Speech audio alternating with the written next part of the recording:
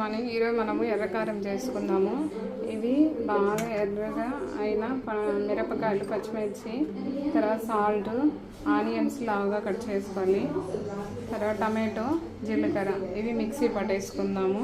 ఇలా ఎర్రగా మాయినవి అయితే బాగుంటుంది, ఎర్రకారానికి దోశలకి బాగుంటుంది.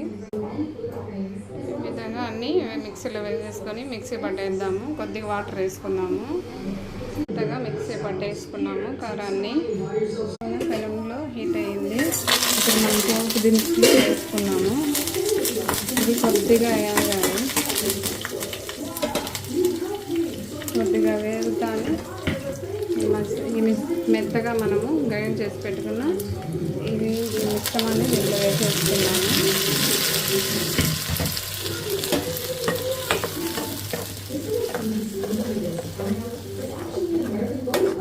అంతే, ఇది కొద్దిసేపు వేగితే ఇది బాగుంటుందండి. చపాతీలకి, దోశలకి ఎర్రకారం చాలా బాగుంటుంది. ఇది ఉడకాలి. కొద్దిగా ఉడికితే 2 days అయినా కూడా చెడిపోకుండా బాగా ఉంటుంది. ఎర్రకారం చాలా చూస్తుంటే నోరు ఊరిపోతుంది. చాలా బాగుంటుంది. కొద్దిసేపు ఉడకాలి. ఉడకలు వచ్చేంతవరకు ఉడకబెట్టేసుకున్నాం కదా. 2 days చెడిపోతుంది. చాలా బాగుంటుంది. దోశలకి, చపాతీలకి కూడా బాగుంటుంది. ఇది ఇప్పుడు తీసేద్దాం ఇంకా అంతే. తర్వాత దోశ, మెత్తగా కరకరలాడే దోశ, తర్వాత ఎర్రకారము, పల్లీల చట్నీ, తెల్లగా కుర్మా, టిఫిన్ రెడీ.